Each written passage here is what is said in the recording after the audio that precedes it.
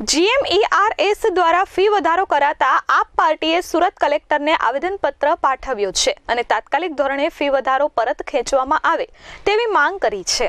સુરતમાં આમ આદમી પાર્ટી દ્વારા તબીબી સ્નાતકના અભ્યાસક્રમમાં GMERS દ્વારા ચાલુ શૈક્ષણિક વર્ષ 2024-25 માટે લાગુ કરેલ તોતિંગ ફી વધારો તાત્કાલિક અસરથી રદ કરવા બાબતે કલેક્ટરને આવેદનપત્ર પાઠવવામાં આવ્યું છે। તબીબી સ્નાતકના અભ્યાસક્રમમાં જે ફીનો વધારો કરવામાં આવ્યો છે તેનો અમે વિરોધ કરીએ છીએ। ફી વધારાને લઈને ગરીબ અને મધ્યમ વર્ગના બાળકોને ભણવું મુશ્કેલ થઈ શકે છે।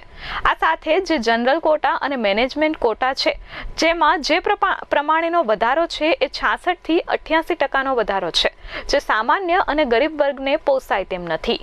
જે આજે સુરત શહેર પ્રમુખ અને સંગઠન મંત્રીની આગેવાનીમાં અમે તમામ નગરસેવકો અને સંગઠન સાથે કલેક્ટરશ્રીને આવેદનપત્ર આપવા આવ્યા છીએ અને આ આવેદનપત્ર અમે એટલા માટે આપીએ છીએ કે આજે જે અસહ્ય જે ફીનો વધારો છે જે તબીબી સ્નાતકની અભ્યાસક્રમમાં તો આ તાત્કાલિક ધોરણે પાછો ખેંચવામાં આવે કેમ કે મધ્યમ વર્ગ અને ગરીબ વર્ગના જ્યારે વિદ્યાર્થીઓ એક ડૉક્ટર બનવાનું સપનું સેવતા હોય છે અને ડૉક્ટર બનીને લોકોની સેવા કરવાનું જ્યારે સપનું સેવતા હોય પરંતુ આવી જે ખૂબ મોંઘી ફી કરી દેવામાં આવશે, ખૂબ ફીમાં વધારો કરવામાં આવશે તો કઈ રીતના એ ડૉક્ટર બની શકશે। જ્યારે જનરલ કોટા અને જે આપણા મેનેજમેન્ટ કોટા છે એમાં જે પ્રમાણેનો વધારો છે 66 થી 88% ફીનો વધારો છે જે સામાન્ય વર્ગ અને જે ગરીબ વર્ગ છે એમને બિલકુલ પોસાય નહીં। એ બાબતે અમે આજે આવેદનપત્ર આપવા માટે આવ્યા છીએ કે તાત્કાલિક ધોરણે જે આ ફી વધારો છે પાછો ખેંચવામાં આવે।